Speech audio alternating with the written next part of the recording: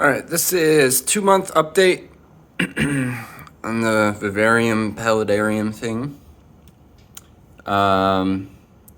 So first of all, I took out a ton of aquatic plants. I probably pulled out a pound. And you see what I have left here is these little aquatic ferns that are actually hitchhikers. I don't know where they came from. I really don't know. They hitchhiked on some moss, so if anyone knows what those are, please let me know. But the aquatic plants are not doing so hot, and I think that's probably because this is a low-tech, no CO2 plant, low CO2 tank. You can see that the Java moss is doing fine. It is growing really rapidly, but it's not structured. I don't have it stuck to any rocks or anything. It's just kind of hanging out loosely on the substrate. So the plan is there to take most of that out and put it through the blender and then paint it onto the mesh fabric that I have. And that'll just kind of increase the distribution of the moss, hopefully fill in some of this back wall, drip wall space, make it look more natural. And then, yeah, the way that I've learned to probably do Java moss in the future is you grind it up in a blender first, put it down on your substrate, and then put a slight amount of substrate on top of it, just so that, first of all, it's anchored, and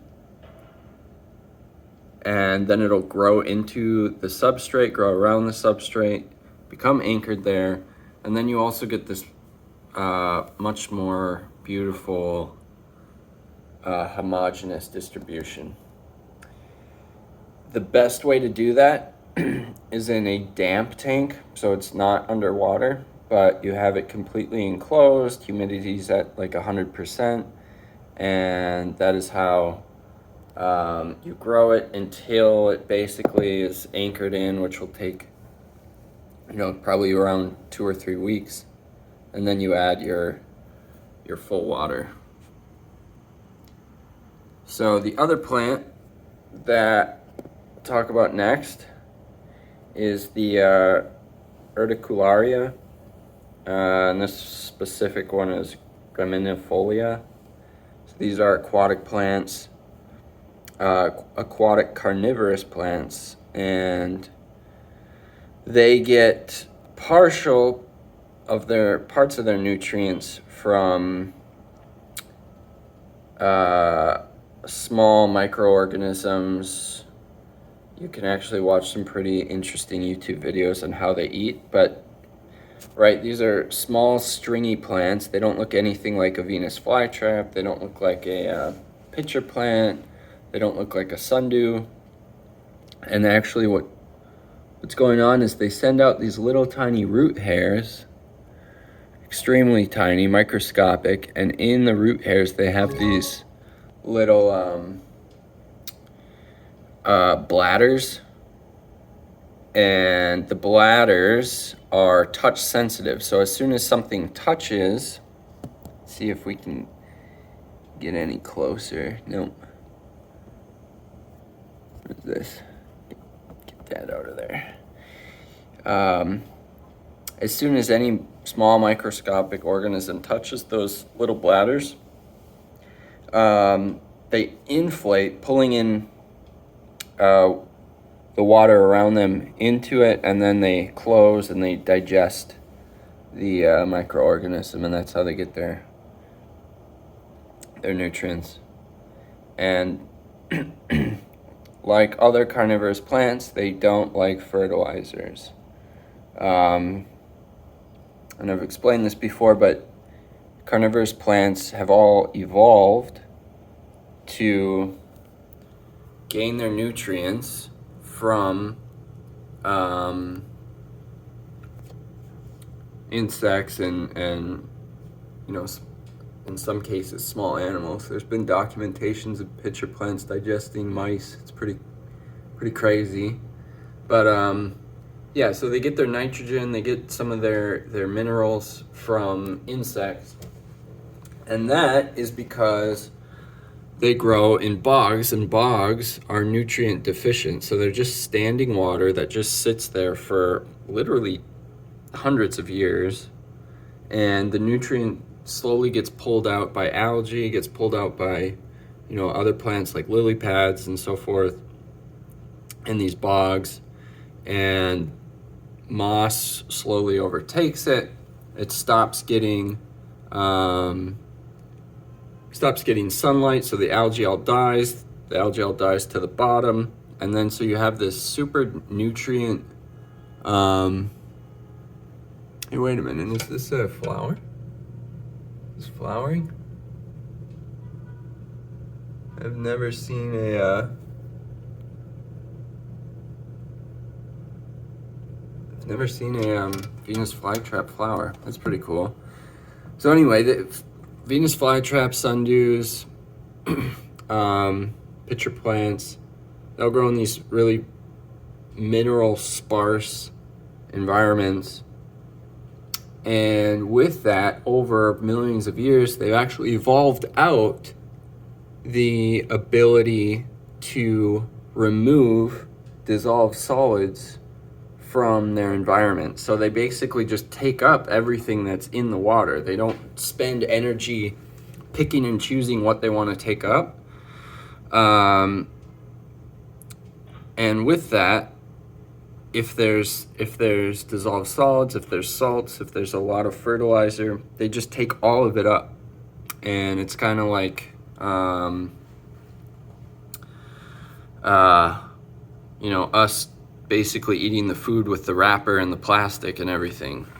Whereas other plants are more sophisticated, they differentiate between what they need and what they don't need, and they can separate it out. And you can see some plants that are in high salinity, high salt environments, especially around the bottom of the Colorado River.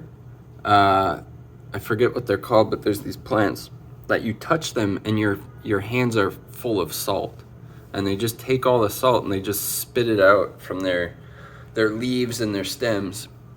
So anyway, point is that these guys are carnivorous plants, and carnivorous plants, you automatically can assume that they grew up in a nutrient deficient environment, and therefore they're very sensitive to nutrients. Nutrients are bad for them. And not necessarily bad for them, it's just that they can't handle them. They can't handle the amount that we normally give them.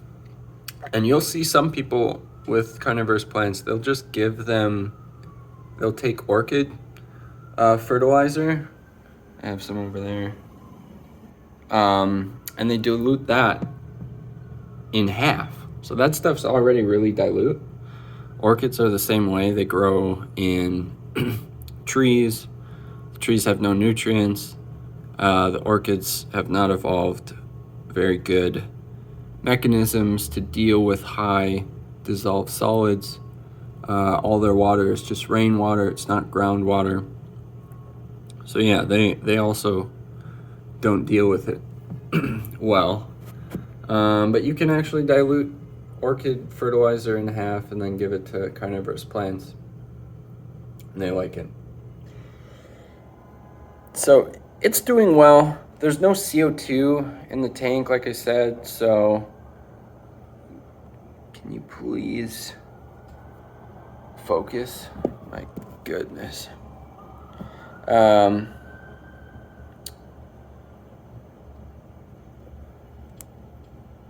won't it focus on anything? Woo! Well, that's really annoying. no CO2. There's definitely new growth. It's not thriving.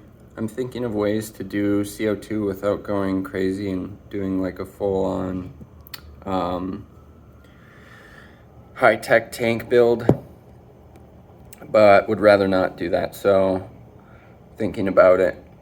The Anubias are doing okay. My snail kind of clobbers it, likes to climb on it and just kind of beat it up. And I have another petite one there. And I have one, you can see it's right here. The root's kind of upside down. But I think the snail just ate the whole thing. So I'm not happy with that. But they're, you know, doing all right. They're slower growers anyway, especially in a low-tech tank. The one that is doing the worst is the macranthemum,